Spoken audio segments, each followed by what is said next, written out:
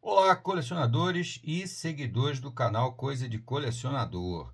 Vamos falar hoje pela primeira vez sobre um personagem de história em quadrinhos. Eu vou aqui começar a eleger os meus personagens favoritos de história em quadrinho. E vou adiantando uma coisa: não é o Homem de Ferro. Mas, antes de tudo, como sempre, eu tenho que pedir a vocês, se inscrevam no canal e deixem o like, porque isso fortalece o canal para a gente continuar trazendo umas opiniões para vocês aqui, umas ideias e mostrando muita coisa de colecionador, quadrinhos, filmes, rock, etc. Séries de TV, um monte de coisa. Muito bom. Então vamos falar agora aqui de um dos meus personagens favoritos de história em quadrinho, de super-heróis, tá? Mas antes, eu preciso fazer um pequeno longo parêntese. É o seguinte, eu preciso explicar para vocês que depois de uma certa idade,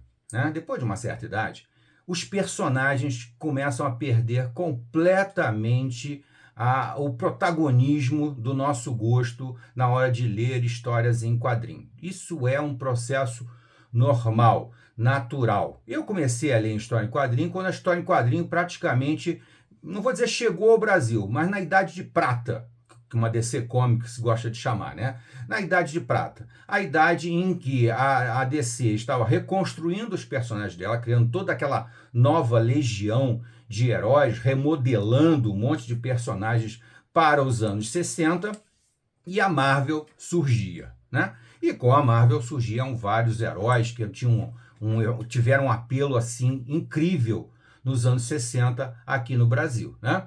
E eu comecei a ler, acho que a primeira história em quadrinho que eu tive na mão foi um Capitão Z número.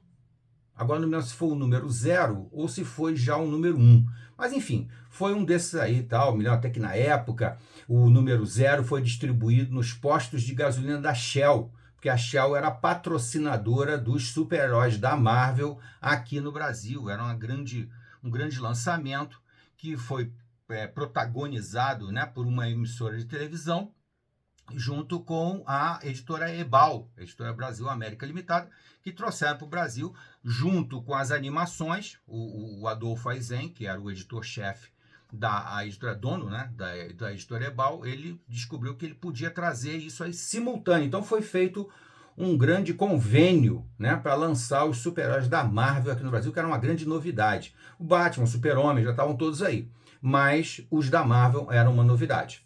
Isso era mais ou menos 1966, tá? E aí foi distribuído o número 0 nos postos da Shell. Você abastecia e ganhava o número 0. Era o número 0 do Capitão Z, que tinha o Capitão América e o Homem de Ferro, o número 0 do álbum gigante, que era o Thor sozinho, e era o álbum número 0 de Super X, que era o Hulk e o Namor. Porque os personagens da Marvel, quando chegaram no Brasil, eles foram trazidos de uma maneira um pouco, digamos assim, fora do contexto americano. Eles foram escolhidos porque eles iriam ter animações na televisão, né? Iam ter desenhos, o pessoal costuma chamar de desenhos desanimados, né? Porque a animação era realmente muito tosca, muito ruinzinha mesmo. Mas na época foi a melhor coisa que nós tivemos, era a melhor coisa que nós tínhamos, e os personagens tinham um apelo muito bom, muito legal. Né? Mas com o tempo, os super-heróis vão deixando de ter aquele glamour que quando a gente descobre que por dentro do super-herói, não é por trás da máscara, não, é por trás da segunda máscara, tem um cara chamado escritor. E tem um outro cara que talvez até mais importante, que é o artista. Na história em quadrinho, eu já falei isso em vários vídeos, mas eu gosto sempre de repetir. Na história em quadrinho, existem duas coisas que são fundamentais. Fundamentais. É a história e a arte. Tá? Se fosse para só se valorizar pela história, então você pegava um livro e ia ler um livro e ficaria extremamente satisfeito. Quando você vai para a história em quadrinho é porque você quer ver figuras, desenhos e de preferência muito bem feitos, muito bem elaborados. Por isso eu sou fã dos melhores artistas de quadrinhos e sempre vivo no canal mostrando os melhores artistas de todas as áreas dos quadrinhos, não só de super-herói, mas de outras áreas também. Então, basicamente esses dois caras, acabam se tornando os grandes heróis quando você vai evoluindo. Eu conto resumidamente na minha história que eu comecei gostando do Homem de Ferro. Foi o primeiro personagem que me chamou a atenção, tecnológico, foguete, nave, voo, aquela coisa toda. O Homem de Ferro foi o primeiro assim que me cativou. Mas logo em seguida eu descobri, que chegou um pouquinho depois no Brasil, eu descobri o Homem-Aranha. E o Homem-Aranha tinha um apelo para quem tinha 12, 13 anos, assim, extraordinário. Então, se tornou automaticamente o meu personagem favorito. Hoje em dia eu já nem curto mais o Homem-Aranha, porque acho que as histórias dele ficam lá para aquele público, né? As histórias deles não amadureceram. O personagem amadureceu um pouco, mas não muito, porque também se ele amadurecer muito, ele perde a essência do personagem. O Homem-Aranha é um personagem preso a uma determinada faixa etária. Ele não pode envelhecer, porque senão ele deixa de ser o Homem-Aranha. Então ele fica um adulto gaiato, um adulto metido a piadista, e fica meio, né, esquisito isso, né? Eu acho que as piadas também evoluem com a idade. Não é que deixe de existir piada, mas as piadas são de um outro nível. Não pode ser mais aquelas piadinhas que o Homem-Aranha fazia quando ele tinha lá seus 16, 17 anos. Sei lá. Bom, enfim. Então, depois do Homem-Aranha, eu me desencantei um pouquinho por causa da morte do Gwen Stacy, e daí eu descobri os X-Men, que começaram a ser publicados no Brasil bem tarde, já começaram a ser publicados em 1975, mais ou menos, tal. E aí eu descobri os X-Men, e os X-Men eram desenhados por John Byrne, né?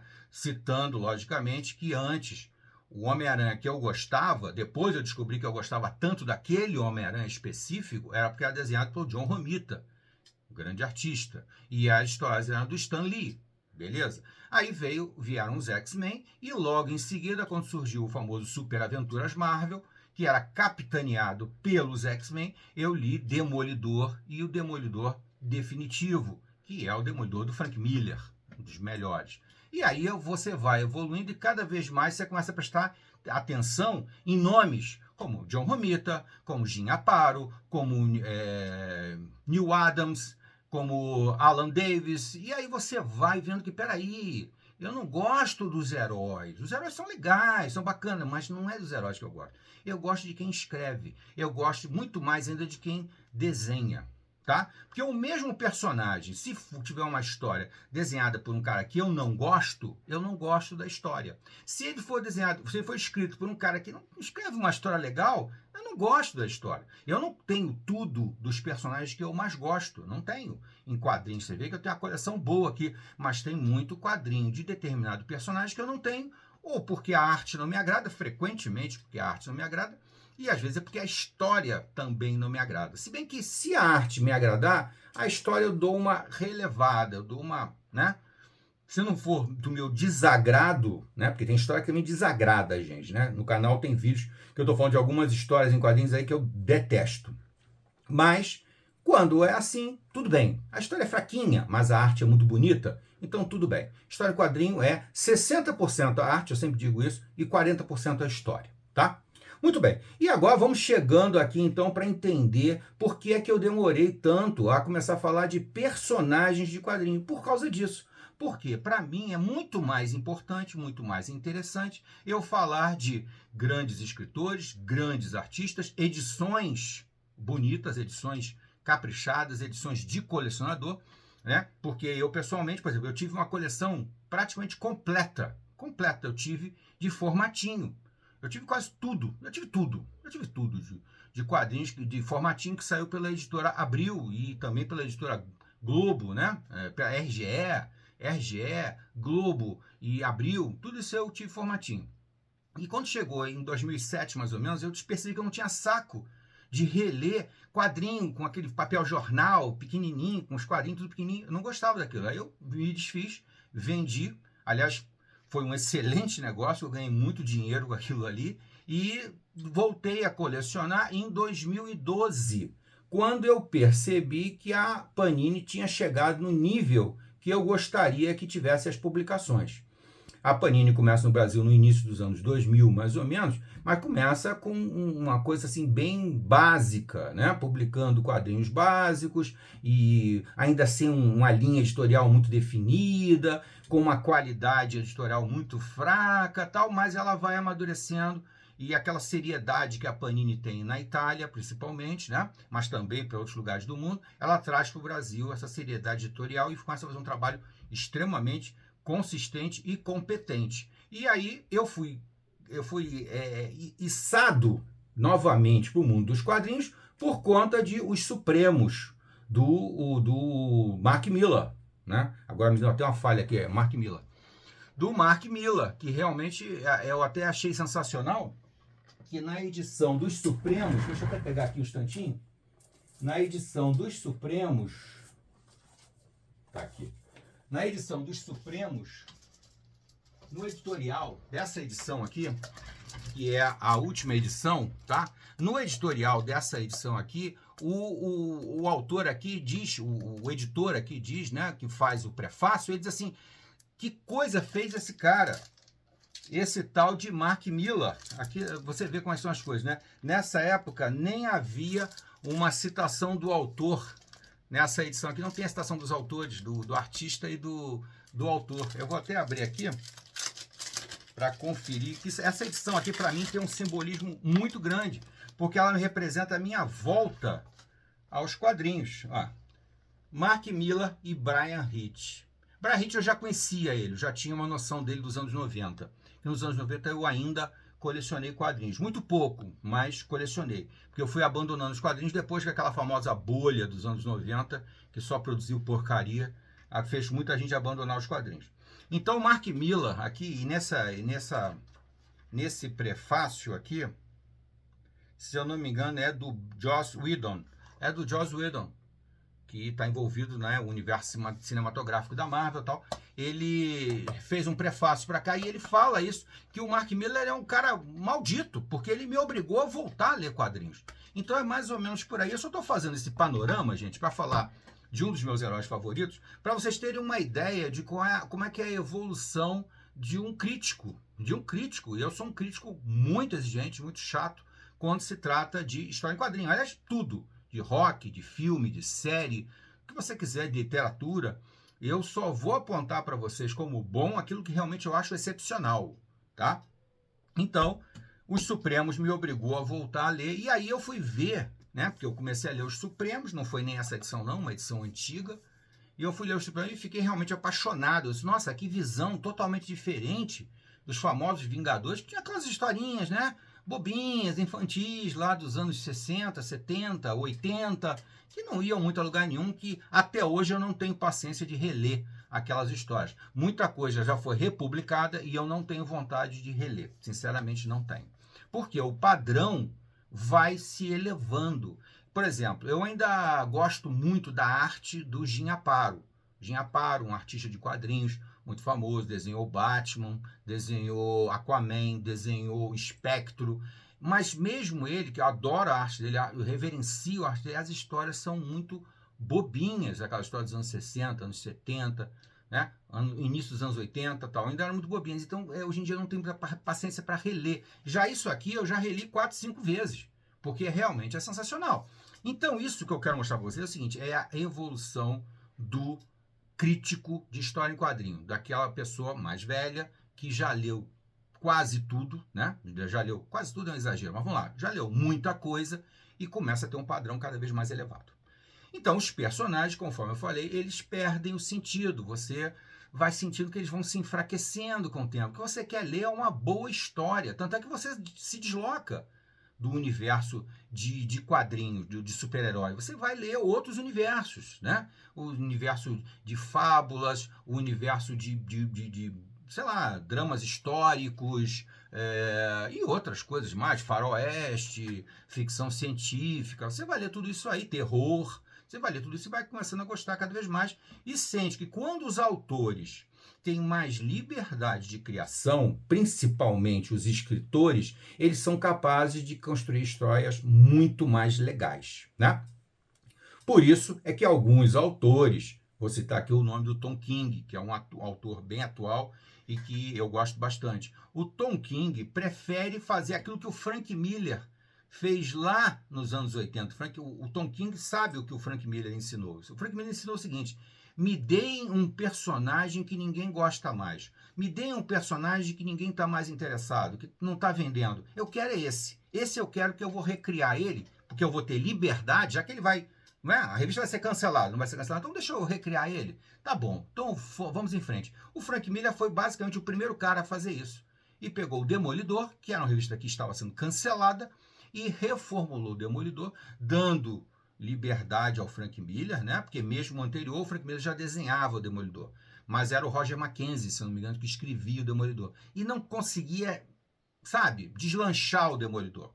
O Demolidor é um personagem maravilhoso que eu vou gravar um vídeo qualquer dia desse falando sobre o Demolidor, tá? É um dos meus 5 mais. Depois eu vou falar dos meus 5 mais.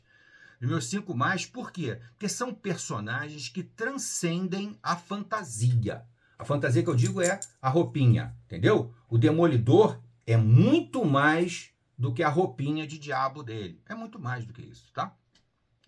Então, o Frank Miller ensinou isso e o Tom King hoje em dia faz isso. O Tom King pega personagens de segundo, terceiro escalão da DC Comics e transforma em grandes histórias. Por quê? Porque ele não tem o editor no ouvido dele dizendo tem que fazer isso, tem que fazer aquilo, não pode fazer isso, não pode fazer aquilo. Vai limitando, vai emparedando o autor. Quando o autor tem liberdade total, ele é capaz de tudo. Quando chegou aqui, nos Supremos, a Marvel estava com problemas. A Marvel estava com problemas, já tinha, né, aberto falência e tudo mais. E aí disseram pro Mark Miller, ô maluco, o Mark Miller é um maluco de pedra, né? Mas gênio, né? Gênio, maluco de pedra. Faz aí o que você quiser, dá um jeito nesse troço aí. Aí ele criou um universo paralelo, o tal do universo Ultimate, né? E recriou os Vingadores do jeito dele. Ficou sensacional. Por quê? Porque ele ficou livre dos editores que queriam vender revistinha todo mês. Isso aqui era fora da cronologia. Isso aqui não tinha compromisso nenhum com a história do Homem de Ferro, do Capitão América, do Thor, do Hulk, não tinha nada a ver com isso. Era uma ideia totalmente maluca do Mark Miller. E deu certo. Entendeu? Quer dizer, isso é uma coisa. E na DC Comics, como eu falava do Tom King fez várias vezes a mesma coisa. Ele fez com o Senhor Milagre. Ele fez com quem? Com o Chance, como é que é o nome dele? O Alvo Humano. Ele fez um trabalho maravilhoso. Quer dizer, personagens que às vezes as pessoas nem conhecem, mas ele pega lá e faz uma grande história. Provavelmente não vende tanto quanto o Batman, só porque é o Batman, ou tanto quanto o Superman, só porque é o Superman. Não vende. Mas aos poucos as pessoas vão começar a criar um novo herói, Tom King. Da mesma maneira, o Frank Miller fez com o Batman, né? Na época do Cavaleiro das Trevas. Por quê? O Batman estava péssimo de vendas. O pessoal que é fã do Batman deve ficar, meu Deus, como é que o Batman estava péssimo? O Batman estava péssimo de vendas, né? E aí alguém chegou pro maluco do Frank Miller, que tinha feito um trabalho excepcional, maravilhoso, um Demolidor, tá? E disse para ele, ó, faz alguma coisa com o Batman pra gente, né, alavancar o personagem. E ele fez o Cavaleiro das Trevas e até hoje é um grande marco dos quadrinhos, né? A mesma liberdade teve o Alan Moore quando fez o Watchmen. Cara, tábula rasa. Faz o que você quiser, inventa uma história aí que vai ser publicada no selo Vértigo, que era aquele selo realmente sensacional da DC Comics, que deu espaço para esses grandes autores fazerem coisas fantásticas e continua dando, porque o selo Black Label, que substituiu o Vértigo, né, continua sendo também um selo sensacional. Bom, vamos chegar agora no personagem que eu quero falar. E eu disse para vocês de cara, não é o Homem de Ferro, apesar que eu estou usando aqui, né, a camiseta do Homem de Ferro. Não é o Homem de Ferro, é o Tony Stark. Um dos meus 5 personagens favoritos é o Tony Stark. Por que o Tony Stark? Por causa daquele mesmo motivo que eu acabei de falar do Demolidor. O Matt Murdock é muito mais do que o Demolidor, do que a roupinha de demônio, não sei o que, babá. Ele é um personagem muito denso, muito complexo, mas o Demolidor fica para outro dia. Hoje eu quero falar do Tony Stark. O Tony Stark é um personagem tão poderoso, mas tão forte. Ele tomou conta. O Homem de Ferro passou a ser parte do Tony Stark. Olha bem. Quem conhece a história do Homem de Ferro, e eu vou dar um pequeno salto aqui, vou falar de Extremis, Homem de Ferro Extremis, uma das melhores histórias do Homem de Ferro, sem dúvida nenhuma, quando o personagem teve a sua essência muito bem capturada aqui pelo Warren Ellis, outro gênio, e com uma arte espetacular, batendo palma aqui para o Adi Granov. Nossa, isso aqui é um clássico maravilhoso pelos dois caras. Warren Ellis, isso aqui é nota 10. É 40 do Warren Ellis e 60 do Adi Granov. Sensacional. Que capturou muito bem, que plantou uma nova semente do Homem de Ferro. Você sabe o que ele fez? O Homem de Ferro deixou de ser aquela roupa que o Tony Stark veste para ser uma coisa dentro do Tony Stark. Olha que sensacional, olha que sacada incrível. O Homem de Ferro brota do Tony Stark. O Homem de Ferro deixa de ser uma segunda personalidade, ele passa a ser uma única personalidade. Simultaneamente a isso, o Homem de Ferro deixa de existir como um alter ego do Tony Stark, como o guarda-costa, que foi aquela ideia inocente, maravilhosa, que o Stan Lee lançou lá nos anos 60. Acabou isso. O Homem de Ferro é Tony Stark, que ficou muito bem marcado no filme, no longa-metragem, do primeiro filme do Homem de Ferro, que foi sensacional. Para mim, um dos melhores filmes do universo cinematográfico da Marvel, que na época nem tinha esse nome, 2008, o primeiro Homem de Ferro, que foi absolutamente sensacional, por causa de um assunto que eu já falei aqui várias vezes, aquele alinhamento de astros, tá? Porque para uma coisa dar certo, um produto final dar certo, tem que haver um alinhamento de astros. Falando de uma maneira meio espiritualista, mas é isso. Você tem que ter um escritor fantástico, um artista fantástico, uma história bem bolada, tudo isso junto, tudo isso conjugado é que leva uma história em quadrinhos a ser um sucesso. Um filme é a mesma coisa, uma série é a mesma coisa. Tem que ter um grande elenco, o elenco tem que estar entrosado, tem que haver... E tem uma coisa que é um imponderável, ninguém sabe de onde vem. Por que deu certo? É difícil você dizer por que de repente uma coisa que começa até com uma certa expectativa, uma boa expectativa, mas de repente se torna uma coisa gigantesca, né? Eu sempre cito o exemplo aqui da série Lost. A série Lost foi uma coisa assim. Ela nasceu com uma proposta arrojada, poderosa, uma produção bem cara para séries de televisão, mas depois ela cresceu independente da vontade dos produtores, né? Eles continuaram caprichando, os escritores, os produtores, todo mundo caprichou o máximo na história, mas o gosto popular é uma coisa imponderável. Não dá para você mediar, vai até aqui, vai até ali, não dá para saber, né? E o Homem de Ferro, ele também é mais ou menos isso daí. Ele foi se tornando, o Tony Stark foi se tornando tão maior, mas tão maior, que aos poucos ele passou por cima da armadura, ou a armadura passou para dentro dele. Olha que coisa incrível, né? Que figuração maravilhosa o Extremis traz para vocês. Tony Stark é maior do que o Homem de Ferro. E cada vez mais nas histórias, né? Que começa, agora eu faço um pequeno retrospecto, né? Começa lá, né? Tales of Suspense, tá ali no cantinho, Tales of Suspense, com o Homem de Ferro, aquela armadura bem tosquinha, desenhada pelo Jack Kirby. Tá ali ele. Depois a armadura evolui, né, já com o desenho do Don Heck, para essa armadura aqui muito mais colorida, muito mais interessante. Aquela armadura lá não fez sucesso de cara, né? Mas ele tentou ser o mais realista possível dentro do que era a tecnologia da época. O máximo que se podia imaginar de uma armadura nos anos 60 era aquilo ali, do Jack Kirby. O Don Heck recebeu uma encomenda de torná-la um pouco mais orgânica, um pouco mais dinâmica, com mais musculatura, com mais coisa. Então, criou essa armadura, que é a armadura mais icônica de todas, né? A mais famosa de todas, até hoje ainda é, tanto é que ela é recriada, né? Mas não deixa não deixa de ter mais ou menos essa pegada, ela não volta para o prateado, né? O prateado é citado em momentos históricos, né? Em momentos especiais, mas não como uma armadura, como um retorno, não é um retorno. Se você olhar aqui, logicamente, está bem diferente o traço, mas mantém-se muito daquela armadura ali, inclusive essa abertura aqui no elmo, tal, essa coisa toda, né? E você permanece, né? O visual, logicamente, muito mais tecnológico, mas permanece aquela ideia, aquele conceito do John Heck, né? Mesmo aqui, ó.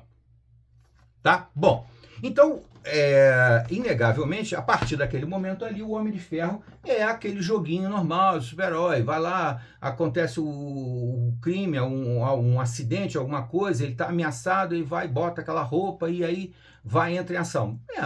O que se tinha na época dos anos 60, era o que agradava a todo mundo dos anos 60, né?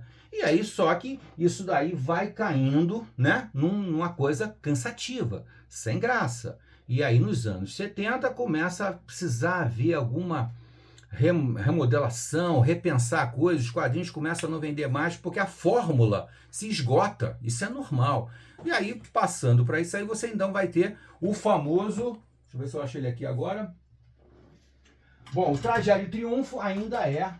O trajeto de triunfo ainda é a armadura clássica aqui e num esquema de histórias ainda muito próximo dentro daquela realidade inicial, tá? Esse aqui seria um bom momento do Homem de Ferro, mas ainda dentro daquela narrativa típica dos anos 60 e dos anos 70. Isso aqui já é anos 70.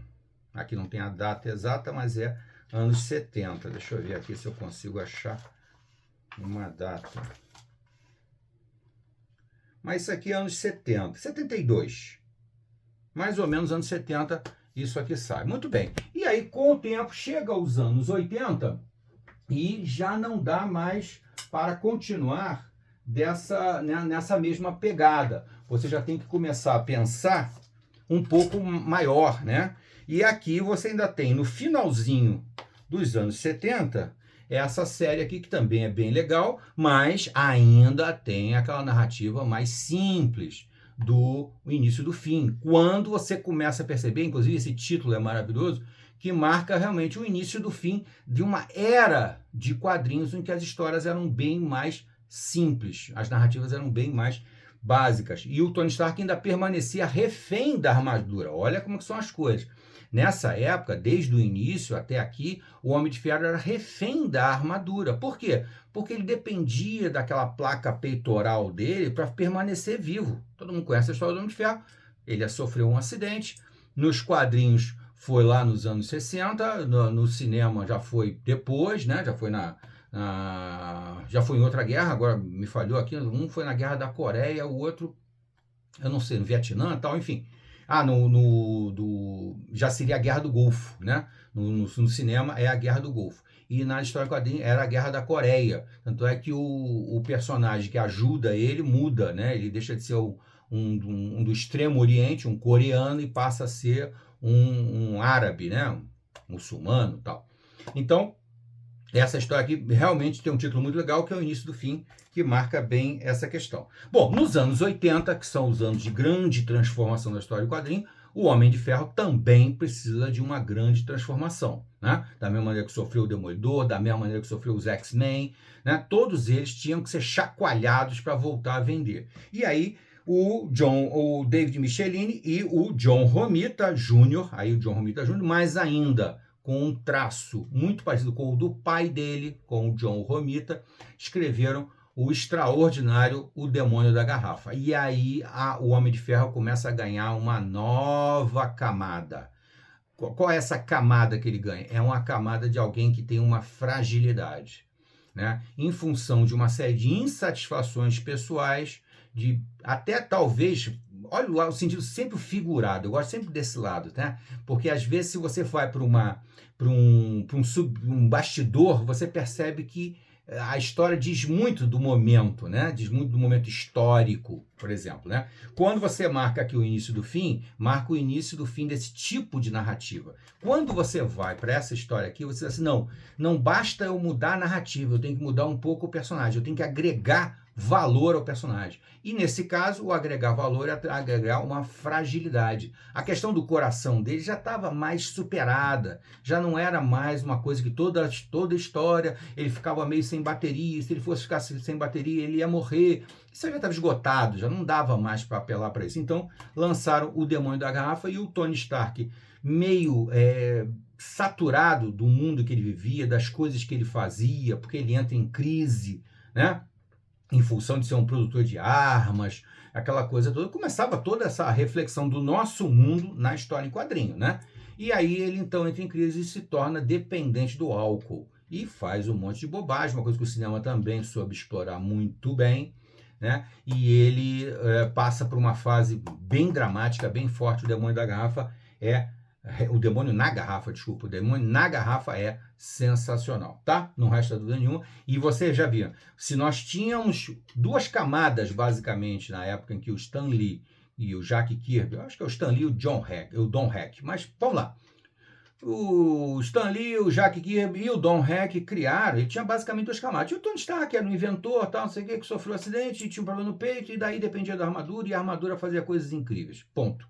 Aqui ele ganha uma outra camada, um outro nível, que é todo um drama psicológico, né, uma crise existencial com o que ele fazia e leva ele a ser um alcoólatra. Isso aqui é muito legal, muito forte, muito bom de ler, inclusive para a galera mais nova, para tomar cuidado com uma série de coisas aí. Muito bem.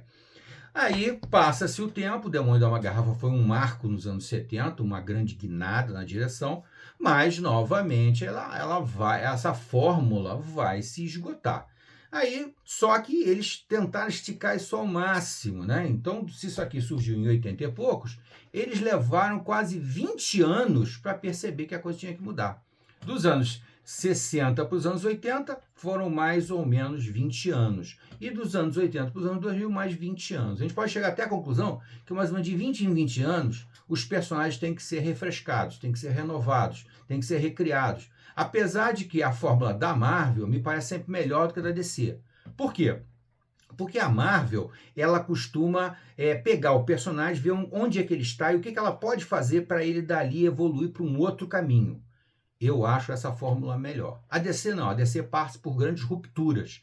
Então lá vem uma extinção total, uma crise, não sei das quantas, e o personagem renasce. E quando ele renasce, aquele passado todo não existia e começa um novo futuro. É uma coisa que eu acho muito complicada. E depois o que acontece? Porque ela faz isso, depois ela vai ficar obrigada a sempre repetir a fórmula, as crises eternas da DC Comics, e às vezes, como aconteceu agora, eles são obrigados a apagar tudo. Não, apaga tudo que aconteceu desde Crise nas Infinitas Terras e vamos voltar àquele universo lá dos anos 60. Não sei se essa é a melhor fórmula de novo. Se você for ver quantas vezes a DC já lançou renascimentos e crises e não sei o quê, é infinita. A Marvel praticamente não teve isso, né? Eu costumo dizer, tem pontos favoráveis na DC, mas tem pontos favoráveis na Marvel. E um deles é esse, tá? Que é essa questão de não ficar criando crises para fazer renascimentos, para fazer relançamentos, começar do zero, nada disso. Tudo vai se mantendo assim com os probleminhas que às vezes surgem. Muito bem. Quando chegou no início dos anos 2000, novamente a crise estava instalada, quadrinhos não vendia, não sei o que tal. Aí alguém disse assim, não, temos que recriar os nossos personagens principais. Eles têm que ser, não é recriar, não é começar do zero, mas é pegar onde ele está e ver para onde ele pode ir para voltar a ser um personagem de força. E aí foi o que aconteceu com o Warren Ellis. O Warren Ellis foi chamado, olha só, esquece o que a gente fez até agora, pega o Homem de Ferro de onde ele está e faz alguma coisa para ele voltar a ser um sucesso. E ele lançou o Extremes, e o Extremes é uma série assim absolutamente sensacional. E é a história grande transformadora do Homem de Ferro. Por quê? Porque ele bota o Homem de Ferro para dentro do Tony Stark. Olha a figuração disso, olha bem, repara, né? O Homem de Ferro passa a ser apenas um órgão do Tony Stark. Porque o Tony Stark, ele é um grande visionário, ele é o futurista. Tem até uma edição, deixa eu ver se ela está por aqui, que chama-se Homem de Ferro, o Futuro. Eu não vou falar dessa edição hoje aqui não, eu vou gravar um outro vídeo para falar de outras edições. Eu só quero chegar mais ou menos até aqui onde eu estou, ao Extremes. Quando há uma imensa transformação no que é o personagem. Sai de cena o Homem de Ferro, a armadura, sei lá, o personagem, que haviam praticamente dois personagens, o Tony Stark e o Homem de Ferro, né? Até que quando o Tony Stark era o Homem de Ferro, ele não falava da mesma maneira que o Tony Stark, ele tinha que dar uma disfarçada, dissimulada, para ninguém descobrir a identidade secreta dele, não sei o que lá. Quando chega no Extremes, a coisa muda completamente de perfil, porque ele não tem mais uma maleta. É uma ideia bacana para os anos 60, mas hoje em dia é completamente tosco, né? Alguém carregar uma maleta com armadura dentro, para onde ele vai ele aquela maleta, ele vai enfrentar o mandarim na China, tá ele aquela maleta, tal, não sei o quê. Mas nós éramos mais inocentes nos anos 60, né? Vamos dar uma permissão, vamos dar uma licença poética, né? Mas a verdade é que o Warren Ellis fez a grande mágica. Acabou esse negócio do Homem de Ferro ter que ficar carregando maleta. Ele botou a armadura para dentro do corpo do Tony Stark, numa história sensacional, com muita aventura, com muita ficção científica. E outra coisa, até então, a parte científica do Homem de Ferro estava meio que relegada a um segundo plano. Era uma citaçãozinha aqui, uma citaçãozinha ali, geralmente uma armadura nova, uma armadura diferente, com um design um pouco diferente, mas não se entrava na parte científica da criação da armadura do Homem de Ferro. Não. ficava sempre meio que na superfície. Aqui não. Aqui o Warren Ellis, que é um tremendo cabeçudo, deve ter estudado muito o que havia de ciência e de tecnologia na época para imaginar o que acontece nessa história aqui. Né? Que por causa de um vilão, realmente é isso, mas a ciência ela é isso, né? Ela é provocada por alguma coisa, né? Ela não espontaneamente, não. Alguma coisa acontece que provoca o cientista a dizer, não, peraí, eu tenho que resolver isso, eu tenho que conseguir conter isso, aquilo. Então, daí ele desenvolve o Extremis, que depois, no futuro, ele vai até explicar um pouco melhor. Se eu não me engano, é em Stark a Queda. Em Stark a Queda, ele vai explicar um pouquinho melhor de onde veio a ideia do Extremis. Mas eu quero parar por aqui nesse vídeo, depois eu vou gravar uma segunda parte, que eu vou partir daqui para falar um pouco mais do Tony Stark, do grande visionário que é o Tony Stark, que é o cara do futuro. E aí eu vou falar um pouquinho também do lado ideológico, que eu acho que tem uma sacada muito extraordinária aí no Tony Stark, do lado ideológico, que foi muito bem abordado em Guerra Civil. Mas isso eu vou deixar para o próximo vídeo, senão o vídeo fica muito longo e fica chato. Tá bom, gente? Vamos aqui até o Extremis, depois a gente continua. Tá bom? Até a próxima.